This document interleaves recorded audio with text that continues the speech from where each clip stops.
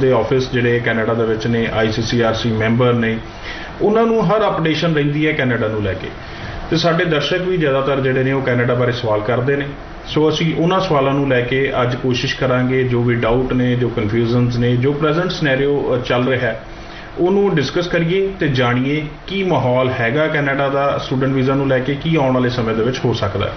ਇਹ ਸਾਰੀ ਗੱਲਬਾਤ ਕਰਨ ਦੇ ਲਈ ਮੈਕਰੋ ਗਲੋਬਲ ਤੋਂ ਸ਼ਿਵਾਨੀ ਜੀ ਮੇਰੇ ਨਾਲ ਮੌਜੂਦ ਰਹਿਣਗੇ। ਸ਼ਿਵਾਨੀ ਜੀ ਬਹੁਤ ਬਹੁਤ ਸਵਾਗਤ। Thank you Aman ji. ਸੋ ਸ਼ਿਵਾਨੀ ਜੀ, ਪਹਿਲੇ ਡਿਸਕਸ਼ਨ ਡਾਊਟ ਤੇ ਕਨਫਿਊਜ਼ਨ ਅਬਾਊਟ ਦੈਟ ਕਿਊਬੈਕ ਜਿੰਨਾ ਪ੍ਰਮੋਟ ਹੋਇਆ ਅੱਜ ਉਨਾ ਹੀ ਡਰਾ ਰਿਹਾ ਹੈ ਡਿਊ ਟੂ ਸਮ ਏਜੰਸੀਜ਼ ਜਿਨ੍ਹਾਂ ਨੇ ਕਾਲਜ ਦੇ ਕੰਟਰੈਕਟ ਲੈ ਲਏ ਸੀਗੇ ਜੀ। ਉਸ ਤੋਂ ਬਾਅਦ ਬੜਾ ਕੁਝ ਹੋਇਆ, ਅਰੈਸਟ ਵੀ ਹੋਈਆਂ, CAQ ਤੇ ਜਿਹੜਾ ਬੈਨ ਵੀ ਲੱਗਿਆ ਜਾਂ ਰੋਕ ਲੱਗ ਗਈ। ਕੀ ਹੋਇਆ ਸਾਰਾ ਸਿਨੈਰੀਓ, ਕੀ ਕੁਝ ਅਸਰ ਪਿਆ, ਕਿੰਨੇ ਕਾਲਜਸ ਇੰਪੈਕਟ ਹੋਏ, ਕਿ ਸਾਰਿਆਂ ਤੇ ਰਹੇਗਾ ਅਸਰ ਜਾਂ नहीं, ਕੀ कहना है? देखिए अमन जी, क्यूबिक जो है वो हमेशा ही बहुत ही अनसर्टन सा एक स्टेट रहा है और पर्टिकुलरली पंजाब में क्यूबिक को बहुत ज़्यादा हाईलाइट किया गया है। और हमने ये देखा है कि ऐसा पंजाब में बहुत बड़ा लॉट निकलता है जिसमें बच्चों के जो IELTS का जो स्कोर है वो क्वालिफाई नहीं कर पाता और हम देखते हैं कि 6 ओवरऑल 1 या 2 मॉड्यूल में 5.5 बैंड्स हैं। इवन 5.5 बैंड वाले स्टूडेंट को भी जो है वो क्यूबिक के लिए मोल्ड किया जाता है। सो ये स्टूडेंट्स को जो क्यूबिक की पॉसिबिलिटीज, उसके कोर्स प्रॉन्स को अंडरस्टैंड करना बहुत ज़्यादा जरूरी है।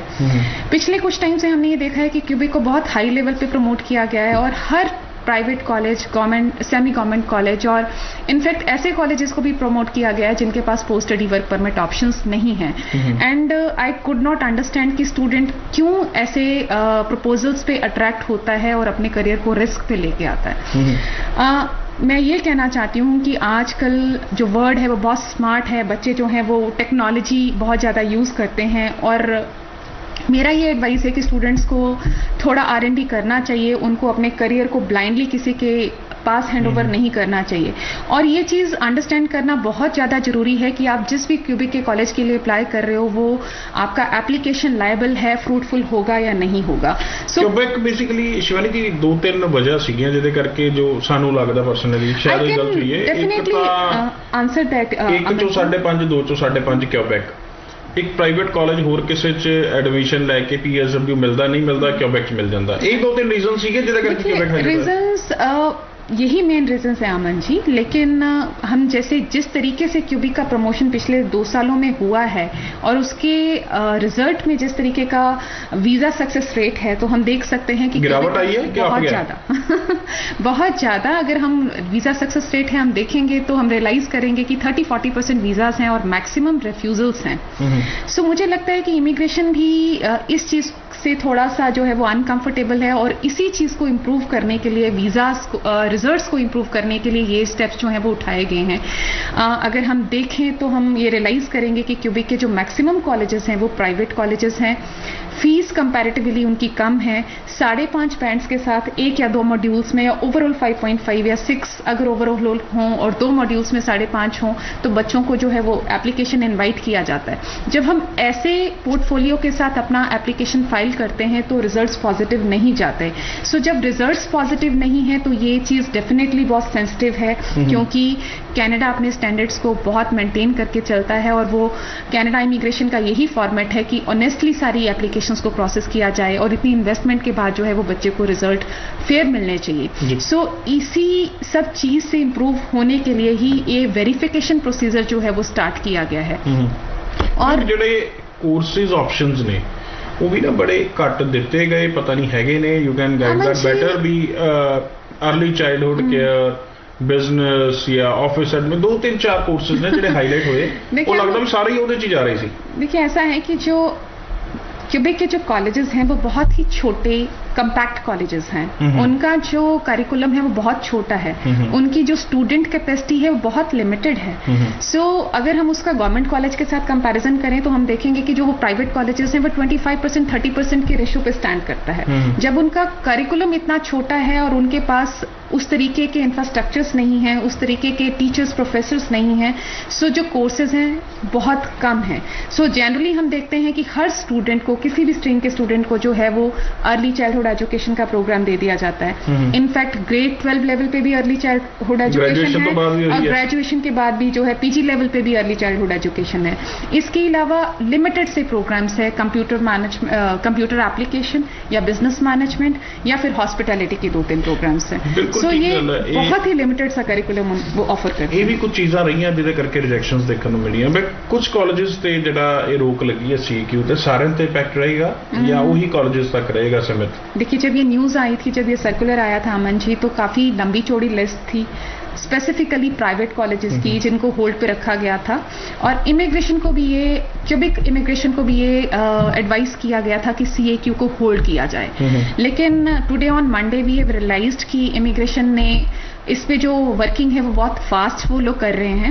आज 2-3 कॉलेजेस जो हैं वो रिलीज हुए हैं और उनको एडमिशन कंटिन्यू करने का ग्रांट दिया गया है, जिसमें CGIP ग्रुप ऑफ कॉलेजेस उसमें से एक कॉलेज है। गवर्नमेंट कॉलेज है? हाँ जी, वो सेमी गवर्नमेंट कॉलेज है। हाँ जी, सो ऐसा जो है वो पॉजिटिव साइंस देखने में आए हैं, बट स्टिल मैं एक मैसेज जरूर देना चाहती हूँ कि जो स्टूडेंट्स जिनके प्रोफाइल्स अच्छे हैं, 60% उनका जो है वो 60+ % है, उनका 6 ओवरऑल अगर एक में भी 5.5 है, सो वो क्यूबिक के प्राइवेट कॉलेजेस को टारगेट करने से पहले गवर्नमेंट कॉलेजेस के ऑप्शंस देखें, क्योंकि कनाडा में बहुत सारे प्रोविंसेस में ऐसे गवर्नमेंट कॉलेजेस हैं जो अंडर ग्रेजुएट प्रोग्राम्स में आपको 6 ओवरऑल एक में 5.5 के साथ ऑप्शंस देते हैं।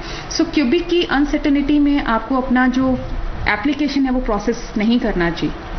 ਹੁਣ ਜਿਹੜੇ ਬੱਚੇ 1 ਚ 5.5 ਵਾਲੇ ਜ਼ਿਆਦਾਤਰ ਕਨਫਿਊਜ਼ ਰਹਿੰਦੇ ਸੀ, ਉਹਨਾਂ ਨੂੰ ਲੱਗਦਾ ਸਿਰਫ ਕਿਊਬੈਕ ਹੀ ਆਪਸ਼ਨ ਹੈਗਾ ਉਹਨਾਂ ਲਈ, ਕੀ ਲੱਗਦਾ ਹੋਰ ਕਾਲजेस ओंटारियो रीजन ਦੇ ਵਿੱਚ ਜਾਂ ਹੋਰ ਜਿਹੜੇ प्रोविंसेस ਦੇ ਵਿੱਚ है ਉਹਨਾਂ ਲਈ? काफ़ी सारे कॉलेजेस हैं। अगर आप किसी सही और नॉलेजेबल कंसल्टेंट को अप्रोच करें तो आपको ऐसे ना पॉज लेने की गल है, सही ते नॉलेजेबल, दैट्स अ रीजन भी उत्थे तक अप्रोच नहीं होंदी तो साडियां ऑप्शंस घट जांदियां। देखिए, ऐसा है कि when you are licensed, when you are educated, तो somehow we have seen कि कॉलेजेस आपको खुद भी अप्रोच करते हैं। सो मैं ज़्यादा अगर दूर तक ना जाऊँ, हम ओंटारियो की ही बात करें तो Conestoga is one of the biggest colleges of Ontario region, और ये लोग आपको अंडर ग्रेजुएट प्रोग्राम्स में 6 ओवरऑल 5.5 इन 1 मॉड्यूल के साथ एकोमोडेट करते हैं। अगर हम कॉनिस्टोगा का करिकुलम देखें अमन जी, तो they are offering around 400+ programmes, many programmes are there. So student को फर्स्ट प्रायोरिटी जो है वो गवर्नमेंट कॉलेज को देनी चाहिए। Cambrian college is also one of the government colleges. Reason में खोर आ जाता ना, शनि एतवार वाली क्लासेस घट पढ़ना पवे, दैट्स आल्सो रीजन। ये फैक्ट है जी, ਇਹਦੇ ਤੇ ਆਪਾਂ ਜੇ ਗੱਲ ਵੀ ਕਰੀਏ भी घट पढ़ना पे जी। अमन जी, मेरा अंडरस्टैंडिंग तो ये कहता है कि जब आप कनाडा एजुकेशन प्लान कर रहे हैं, आप एजुकेशन प्लान कर रहे हैं, आप 15 lakh, yes, go for education, आप 15 लाख का इन्वेस्टमेंट करके जाने वाले हो, और क्यों ना आप बेनिफिट लो एजुकेशन का, क्योंकि आप ऐसे जो क्लासेस ढूंढते हो जहाँ पे 2 दिन आपको पढ़ना पड़ रहा है या 3 दिन पढ़ना पड़ रहा है, तो नॉर्मली ये जो कॉलेजेस हैं वो उनका जो स्टैंडर्ड या उनका जो रेपुटेशन है वो इतना हाई नहीं है। अगर आप ऐसे कॉलेजेस के ऑप्शंस को फाइंड आउट करोगे, सर्च करोगे, तो डेफिनेटली आप कहीं ना कहीं ब्लंडर्स में फंसोगे, और ये जो क्यूबिक के साथ हो रहा है ये उसी का रिजल्ट है। सो ऑप्शन होर भी ने जी, जे 1 ਚ 5.5 ने अबाउ 60% ਤੁਹਾਡੀ ਜਿਹੜੀ ਐਜੂਕੇਸ਼ਨ ਕੁਆਲੀਫਿਕੇਸ਼ਨ ਹੈਗੀ, ਕੋਈ ਵੀ ਉਹਦੇ ਚ ਪਰਸੈਂਟੇਜ ਹੈਗੀ ਹੈ, ਤਾਂ ਤੁਸੀਂ ਉਹਦੇ ਚ ਐਡਮਿਸ਼ਨ ਲੈ ਸਕਦੇ ਹੋ। ਕੌਨਸਟੋਗਾ ਕਾਲਜ ਉਹਦਾ ਐਗਜ਼ਾਮਪਲ ਹੈ, ਹੋਰ ਵੀ ਕਈ ਕਾਲजेस ਹੋਣਗੇ। ਫॉर दैट ਇੱਕ ਗੱਲ ਬੜੀ ਵਧੀਆ ਕੀਤੀ ਸ਼ਿਵਾਨੀ ਜੀ ਨੇ, ਜਿਹਦੇ ਤੇ ਗੌਰ ਫਰਮਾਉਣ ਦੀ ਲੋੜ ਹੈ, ਮੈਂ ਦੁਬਾਰਾ ਕਰ ਦਿੰਦਾ, ਨੌਲੇਜੇਬਲ ਤੇ ਐਕਸਪੀਰੀਅੰਸਡ ਕੰਸਲਟੈਂਟ ਕੋ ਜਾਣ ਦੀ ਲੋੜ ਹੈ। ਉਹ ਤੁਸੀਂ ਆਪ ਦੇਖਣਾ ਹੈ ਤਾਂ ਆਪਣੀ ਰਿਸਰਚ ਸਦਕੇ ਦੇਖਣਾ। ਅੱਜ ਜੇ ਆਪਾਂ ਮੈਟਰੋ ਗਲੋਬਲ ਦੀ ਗੱਲ ਕਰੀਏ, ਇਹਨਾਂ ਦੇ ਕੈਨੇਡਾ 'ਚ ਵੀ ਆਫਿਸਿਸ ਨੇ, ਸੀਮਾ ਬਿਆਨਾ ਜੀ ਖੁਦ ICCRC ਮੈਂਬਰ ਨੇ। ਸੋ ਇਹ ਚੀਜ਼ਾਂ ਮੈਟਰ ਕਰਦੀਆਂ ਨੇ ਬੱਚੇ ਦੇ ਲਈ, ਇੱਕ ਸਹੀ ਗਾਈਡੈਂਸ ਦੇ ਲਈ। ਸੋ ਬਾਕੀ ਫੈਸਲਾ ਤੁਹਾਡਾ ਜੀ, ਤੁਸੀਂ ਆਪਣੀ ਅਵੇਅਰਨੈਸ ਸਦਕੇ ਲੈ ਸਕਦੇ ਹੋ। ਕਿਊਬੈਕ 'ਚ ਕਾਫੀ ਕੁਛ ਹੋਇਆ, ਬਟ ਕੁਛ ਕਾਲजेस ਨੂੰ ਛੂਟ ਦੇ ਵੀ ਦਿੱਤੀ ਗਈ ਹੈ, ਕੁਛ ਕਾਲजेस ਤੇ ਹਲੇ ਵੀ ਰੋਕ ਹੈ। ਉਹ ਤੁਸੀਂ ਆਪਣੀ ਅਵੇਅਰਨੈਸ ਸਦਕੇ ਜਿਹੜਾ ਡਿਸੀਜ਼ਨ ਲੈਣਾ। ਮੈਮ, ਹੁਣ ਜਿਹੜੀਆਂ ਆਪਸ਼ਨਸ ਨੇ for the Jain intake, may intake, ਔਰ ਜਿਹੜੇ ਸਮ ਨਿਊ ਇਨਟੇਕ ਵਿਦ मार्च अप्रैल, की ऑप्शंस ने, किधर एडमिशन हो रही है या हो सकती है बच्चे की? अमन जी, हम क्योंकि क्यूबिक का बात कर रहे थे तो सबसे पहले मैं क्यूबिक के कॉलेज का ही नाम लूंगी। लिसाल कॉलेज एक ऐसा कॉलेज है क्यूबिक का जिसको किसी तरीके से क्रिटिसाइज नहीं किया गया है इमिग्रेशन की तरफ से। गवर्नमेंट कॉलेज है जी? जी, ये सेमी गवर्नमेंट कॉलेज है, और ये उन कॉलेजेस में से है जिसके पास full on post study work permit है मॉन्ट्रियल कैंपस में। And second highlighting point is कि LaSalle college semi government college होते हुए 6 ओवरऑल 5.5 के साथ आपको अंडर ग्रेजुएट प्रोग्राम में एडमिशन देता है। So they have many good programs जिसमें से आप fashion designing, interior designing, business management, computer information technology, hospitality management, culinary arts, baking and pastry arts, lot many programs are offered by this college. So this is a semi-government program college. So ऐसे college के लिए जब आप apply करते हैं तो आप safe रहते हैं। ਤੁਸੀਂ ਜਿੰਨੇ ਕਿ ਨਾਮ ਦੱਸੇ ਤੇ ਕਈਆਂ ਨੂੰ ਤਾਂ ਬੜਾ ਅਚੰਭਾ ਹੋਣਾ ਸਣੇ ਕਈ ਏਜੰਟਸ ਦੇ, ਅੱਛਾ ਇਹ ਵੀ ਕੋਰਸ ਹੈਗੇ ਆ ਇੱਥੇ ਕਿਊਬੈਕ ਦੇ ਵਿੱਚ? देखिए डेफिनेटली हैं, अगर आप थोड़ा अपने आप को एक्सपोजर एक्सप्लोर करना अच्छा, एक चीज़ मैं पर्सनली पूछना चाहूँगा एज एन एंकर भी, एज एन ਤੁਸੀਂ ਲਾ ਲਓ ਇੱਕ ਆਮ ਇਨਸਾਨ ਦੇ ਨਾਤੇ, ਇੱਕ ਏਜੰਟ ਨੂੰ ਉਹਦੀ ਟੀਮ ਨੂੰ ਉਹਦੇ ਕਾਉਂਸਲਰਸ ਨੂੰ ਵੀ ਰਿਸਰਚ ਕਰਨੀ ਚਾਹੀਦੀ ਹੈ, ਕਰਨ ਦੀ ਲੋੜ ਪੈਂਦੀ ਹੈ ਫॉर ऑल द प्रोफाइल्स कि सेम ही ਹੁੰਦਾ कोई गल नहीं? देखिए ये actually this is a mandatory process Aman ji, क्योंकि आप अपने स्टूडेंट को सेटिस्फाई कर ही नहीं पाएंगे अगर आप खुद R&D पे नहीं रहेंगे। सो पर्सनली मैं आपको ये चीज़ बताऊं कि अगर कोई भी स्टूडेंट मेरे साथ अपना प्रोफाइल शेयर करता है, I cannot tell you, मुझे उस पर बहुत ज़्यादा टाइम इन्वेस्ट करना पड़ता है। We go through every province, we go through every university, every college, and then हम उसके लिए जो रेलिवेंट प्रोग्राम्स हैं वो फाइंड आउट करते हैं। और ये बहुत ज़्यादा ज़रूरी है कि आप अपने जो सर्विसेज हैं उसको लिमिटेड ना रखें और आप उसका जो एरिया है उसको बढ़ाएं। So keeping that in mind हम लोग हमेशा ये कोशिश करते हैं कि हम खुद भी अपग्रेडेड रहें और जो हमारे काउंसलर्स हैं वो भी उनके पास भी जो ऑप्शंस हों वो बहुत ज़्यादा होनी चाहिए स्टूडेंट को सेटिस्फाई करने। बिकॉज हर प्रोफाइल अलग है, ਉਹਦਾ ਸਰਕਮਸਟੈਂਸਸ ਅਲੱਗ ਨੇ, ਉਹਦੇ ਨੰਬਰਸ ਅਲੱਗ ਨੇ, ਪਾਸਿੰਗ ਈਅਰ ਅਲੱਗ ਹੈ। ਸੋ ਰਿਸਰਚ ਜ਼ਰੂਰੀ ਹੈ, ਤੁਸੀਂ ਮੰਨਦੇ ਹੋ, ਬਟ ਹੋ ਨਹੀਂ ਰਹੀ, ਇਹ ਵੀ ਇੱਕ ਮੰਨਣ ਵਾਲੀ ਗੱਲ ਹੈ। ਜੋ ਆਉਂਦਾ ਉਹੀ ਸਾਰਿਆਂ ਨੂੰ ਦੱਸਿਆ ਜਾ ਰਿਹਾ ਜੋ ਕਿਊਬੈਕ 'ਚ ਜ਼ਿਆਦਾਤਰ ਵਾਪਰਿਆ। ਸੋ ਇਹੋ ਜਿਹੀ ਚੀਜ਼ ਨਾ ਹੋਵੇ। ਇੱਕ ਚੰਗੇ ਕੰਸਲਟੈਂਟ ਦੀ, ਨੌਲੇਜੇਬਲ ਕੰਸਲਟੈਂਟ ਦੀ ਚੋਣ ਕਰਨਾ ਉਹ ਤੁਹਾਡਾ ਵੀ ਜਿਹੜਾ ਇੱਕ ਡਿਊਟੀ ਬਣਦੀ ਹੈ, ਜਾਂ ਤੁਹਾਡਾ ਕੋਈ ਇੱਕ ਮੋਰਲ ਡਿਊਟੀ ਵੀ ਹੈ ਵੀ ਤੁਸੀਂ ਇੱਕ ਸਹੀ ਜਾਣਕਾਰੀ ਲਓ, ਸਹੀ ਤਰ੍ਹਾਂ ਜਾਓ, ਕਿਉਂਕਿ ਬੱਚੇ ਬੜੀ ਜਲਦੀ 'ਚ ਕਨਵਿੰਸ ਹੋ ਕੇ ਕਈ ਵਾਰ ਡਿਸੀਜ਼ਨ ਲੈ ਲੈਂਦੇ ਆ। ਪੈਸੇ ਮਾਂ ਪਿਓ ਦੇ ਬੜੇ ਔਖੇ ਕਮਾਏ ਹੋਏ ਆ, ਬਹੁਤ ਔਖੇ ਜਿਹੜੇ ਉਹ ਕਮਾ ਕੇ ਤੁਹਾਡੇ 'ਤੇ ਲਾ ਰਹੇ ਨੇ ਫॉर द ਬੈਟਰ ਫਿਊਚਰ। ਸੋ ਉਹਨੂੰ ਬੜੇ ਮੱਦੇਨਜ਼ਰ ਧਿਆਨ 'ਚ ਰੱਖ ਕੇ ਤੁਸੀਂ ਡਿਸੀਜ਼ਨ ਲਿਆ ਕਰੋ। ਮੈਮ ਕੁਛ ਸਵਾਲ ਇਹ ਸੀਗੇ ਵੀ ਹੁਣ ਜਿਵੇਂ ਤੁਸੀਂ ICCRC ਮੈਂਬਰ ਕੰਪਨੀ ਹੋ, for the open work permit, ਜਿਨ੍ਹਾਂ ਦੇ ਸਪਾਊਸ ਆਲਰੇਡੀ ਉੱਥੇ ਹੈਗੇ ਆ, ਜਿਨ੍ਹਾਂ ਨੇ ਹੁਣ ਅਪਲਾਈ ਕਰਨਾ ਹੈ, ਕੀ ਹੁਣ ਅਪਲਾਈ ਕਰ ਲੈਣ ਜਾਂ ਵੇਟ ਕਰਨ बैक टू नॉर्मल होने का सारा कुछ? देखिए अमन जी, ओपन वर्क परमिट का जो कैटेगरी है वो पूरे लॉकडाउन में कभी भी उसको होल्ड पे नहीं किया गया है। So it is always continuous. सिर्फ जो एक डिफरेंस आया वो ये है कि हम लॉकडाउन से पहले हार्ड कॉपी एप्लीकेशंस भी लगा सकते थे और लॉकडाउन के बाद आपको जो है वो ऑनलाइन ही एप्लीकेशन फाइल करना है। सो आप ओपनली अपनी एप्लीकेशन जो है वो इस कैटेगरी के लिए प्रोसेस कर सकते हैं। अगर आप क्वालिफाइड हैं, आपका जो वाइफ या husband as a student applicant Canada में कंटिन्यू कर रहे हैं या फिर ऑनलाइन क्लासेस भी इंडिया में कंटिन्यू कर रहे हैं, सो आप अपना ओपन वर्क परमिट का एप्लीकेशन प्रोसेस कर सकते हैं। जस्ट कीप इन माइंड कि इमिग्रेशन बहुत ही ज़्यादा बिजी है और डेफिनेटली वो टाइम ले रहे हैं एप्लीकेशंस को प्रोसेस करने में। सो आपकी एप्लीकेशन लॉकडाउन से पहले जहां 1-1.5 महीने में या 2 महीने में प्रोसेस होती थी, अब हम लोगों ने ये चीज़ देखी है कि 2-3 महीने हो गए हैं और immigration is taking much more time.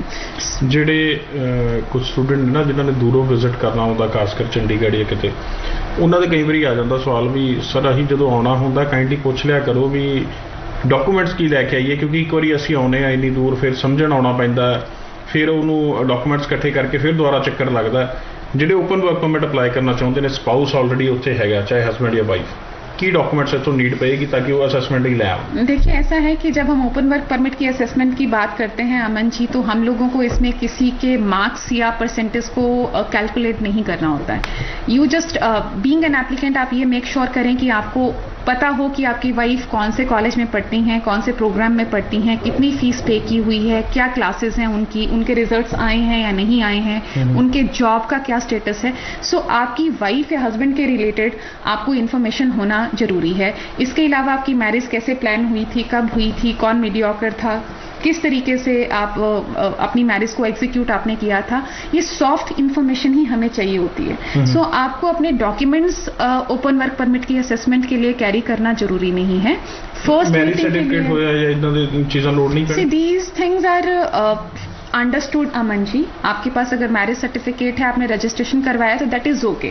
अगर आपको लगता है कंफर्टेबल, आपका फोल्डर बना हुआ है, आप लेके आ जाएं, बट फ्रॉम आवर साइड हम अपने डेस्क से, हमारी ऐसी कोई रिक्वायरमेंट नहीं है ओपन वर्क परमिट असेसमेंट के लिए कि आप अपना सारा कुछ जो करिकुलम है वो कैरी करें। हम लोग सॉफ्ट इन्फॉर्मेशन के थ्रू सारी इन्फॉर्मेशन गैदर कर सकते हैं। वेयरएज अगर हम स्टूडेंट की बात करें तो थिंग्स आर डिफरेंट। एक स्टूडेंट को अपना कंप्लीट डॉक्यूमेंट सेट जो है वो कैरी करना पड़ता है। उनके जो भी ट्रांसक्रिप्ट्स हैं, मार्कशीट्स हैं, सर्टिफिकेट्स, आईएलटीएस, पासपोर्ट, हर चीज हम लोगों को चाहिए रहती है। सो ओपन वर्क परमिट के लिए नॉर्मली वॉक इन। ਜਿਹੜਾ ਅਪਲਾਈ ਕਰਨਾ ਚਾਹੁੰਦਾ ਜੀ, ਇਹਨਾਂ ਵੱਲੋਂ ਕੋਈ ਗਾਈਡੈਂਸ ਚਾਹੁੰਦਾ ICCRC ਮੈਂਬਰ ਦੀ ਕੰਪਨੀ ਦੁਆਰਾ, ਤਾਂ ਤੁਸੀਂ ਸੁਣ ਹੀ ਲਿਆ, ਉਹ ਡਾਕੂਮੈਂਟ ਦੀ ਲੋੜ ਪਏਗੀ। ਸੌਫਟ ਕਾਪੀ ਹੈ ਤਾਂ ਵੀ ਤੁਸੀਂ ਲਿਆ ਸਕਦੇ ਹੋ। ਮੇਲਸ ਦੇ ਵਿੱਚ ਹੈਗੀਆਂ ਨੇ ਤੁਹਾਡੇ ਕੋਲ ਹਰ ਚੀਜ਼ਾਂ, ਤੁਸੀਂ ਐਵੇਂ ਆ ਕੇ ਮੇਲ ਵੀ ਉੱਥੋਂ ਪ੍ਰਿੰਟ ਕੱਢ ਕੇ ਮੈਮ ਨੂੰ ਦਿਖਾ ਸਕਦੇ ਹੋ। ਦੂਜਾ, ਜਿਹੜੇ ਆਲਰੇਡੀ ਰਿਜੈਕਟ ਹੋ ਗਏ ਕਿਸੇ ਨਾ ਕਿਸੇ ਕਾਰਨ ਕਰਕੇ ਓਪਨ ਵਰਕ ਪਰਮਿਟ ਵਾਲੇ, ਕੀ ਸਕੋਪ ਹੈ ਉਹਨਾਂ ਦਾ? देखिए अमन जी की until we see the profile हम लोग यहाँ से कुछ एडवाइस नहीं कर सकते हैं। अच्छा, रीजंस की रहते हैं इन्होंने रिजेक्ट होने ओपन वर्क परमिट दे? देखिए काफ़ी सारे रीजंस जो हैं वो वेरी करते हैं। एक तो एक रीज़न प्राइवेट कॉलेजेस का भी है डेफिनेटली। अगर आपका स्पाउस उससे भी इम्पैक्ट पाऊंगा। हाँ जी बिल्कुल, अगर आपका जो स्पाउस एप्लीकेंट है कनाडा में, जो स्टूडेंट है, अगर वो प्राइवेट कॉलेज में है और अगर उसका पोस्ट स्टडी वर्क परमिट नहीं है तो डेफिनेटली आपका एप्लीकेशन यहाँ से सक्सेसफुल नहीं होगा। ये बड़ा बड़ा एक मैं कहूँगा सवाल, या ये अपने आप को पूछना चाहिए। एक ICCRC मैंबर थोड़ा यही गाइड करते हैं, जो छोटे छोटे पॉइंट आप डिस्कस करते हैं। जे थोड़ा स्पाउस प्राइवेट कॉलेज जा रहा है, इतों तो आप कई बार सोच के डिसीजन ले लें भी असी कोई गल नहीं जी, एक बार पहुँच जाइए, जाके देख लवांगे। बट ये चीज़ां बाद प्रॉब्लम पता लगती हैं। ओपन वर्क परमिट नहीं मिलना, जो PSW ना होया, इस चीज़ के जिहड़े जिहड़े इंपैक्ट ने बाद पता लगते हैं। जी मैम, होर की रीज़न रहता उससे अलावा? देखिए और रीजंस ये हैं कि जो इंडियन एप्लीकेंट है जो ओपन वर्क परमिट अप्लाई करने वाला है, उसका एम्प्लॉयमेंट स्टेटस जो है बहुत ज़्यादा मैटर करता है। जनरली हम ये देखते हैं कि हम पंजाब से जो भी एप्लीकेंट्स हैं वो सब अपना ऑक्यूपेशन जो है वो एग्रीकल्चरिस्ट का ही बताते हैं। So everybody is saying that हम लोग वर्किंग एज एन एग्रीकल्चरिस्ट और फार्मर। सो आज का जो जनरेशन है वो आई बिलीव कि फील्ड्स में जाके काम नहीं करता। एंड दूसरी बात यह है कि एग्रीकल्चरिस्ट का जो ऑक्यूपेशन है, एग्रीकल्चर का जो ऑक्यूपेशन है वो फुल टाइम ऑक्यूपेशन नहीं है, वो सीजनल ऑक्यूपेशन है। सो उसको जो है एक फुल टाइम एम्प्लॉयमेंट नहीं माना जाता। सो वी ऑलवेज एडवाइज कि अगर आप एग्रीकल्चरिस्ट अपने आप को शो कर रहे हैं, सो साइड बाय साइड आप अपना एक फुल टाइम जो एम्प्लॉयमेंट है वो शो करें। 10 से 6 की जॉब या 9 से 5 की जो जॉब है वो दिखाना जरूरी है, और एक रेगुलर मंथली इनकम दिखाना जरूरी है। फाइनेंशियल बैकग्राउंड पे भी रिफ्यूजल जो है वो काउंट किए गए हैं। सो आपका जो सेविंग है, आपका जो अमाउंट है, कैपिटल है कनाडा ट्रेवल करने के लिए, वो होना बहुत ज़रूरी है। इसके अलावा आप अपने पेरेंट्स से या इन लॉज से जो सपोर्ट लेते हैं, फाइनेंशियल सपोर्ट, उसको सही तरीके से एग्जीक्यूट करना बहुत ज़्यादा ज़रूरी है। मैरिज की जो रेलिवेंसी है, मैरिज के जो प्रूफ्स हैं, वो बहुत ज़्यादा इंपॉर्टेंट है अमन जी। हम लोग हमेशा ये देखते हैं कि यंग मैरिजेस हैं। मैं हमेशा ये चीज़ कहती हूँ कि young marriages are always dangerous क्योंकि जहाँ पे लड़की का जो है जस्ट ग्रेड 12 पास्ड है और द एज इज़ ओनली 19, और लड़का अगर हम देखेंगे तो 21-22 साल का लड़का है, जहाँ पे कोई मैच्योरिटी नहीं है, कोई करियर सेटलमेंट नहीं है, कोई एम्प्लॉयमेंट स्टेटस नहीं है। सो ऐसी मैरिजेस जो हैं वो हमेशा रिफ्यूजल को लीड करती हैं। थोड़ा जा शक के दायरे भी आ जाती है भी कॉन्ट्रैक्ट मैरिज ना होवे या पहुंचणगे जी। बिल्कुल। सो रिजल्ट जरूर लेट ने जी, बट अप्लाई हो रहा, कभी भी रोकया नहीं गया। तुसीं अप्लाई करना चाहते हो तो कर सकते हो। दूजा, कुछ इन्फॉर्मेशन सीगे भी ऑलरेडी सितंबर इनटेक 2021 की भी एडमिशनस ओपन हो चुकी हैं। हाँ जी अमन जी, सितंबर इनटेक के लिए, सितंबर 2021 के लिए एडमिशंस जो है वो ओपन हो चुकी हैं, लेकिन in between May 2021 intake exist करता है। उसके लिए भी काफ़ी सारे प्रोविंसेस में, काफ़ी सारे कॉलेजेस में प्रोग्राम्स ओपन हैं और ऑप्शंस हैं, आप अप्लाई कर सकते हैं।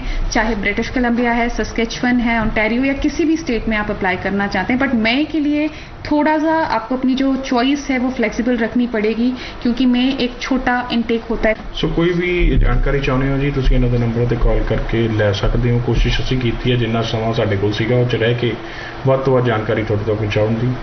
कुछ रह गया होवे तो अगले शो कोशिश करांगे जो इन्होंने सद्दा देवांगे, या तुसीं डायरैक्टली अप्रोच कर सकते हो।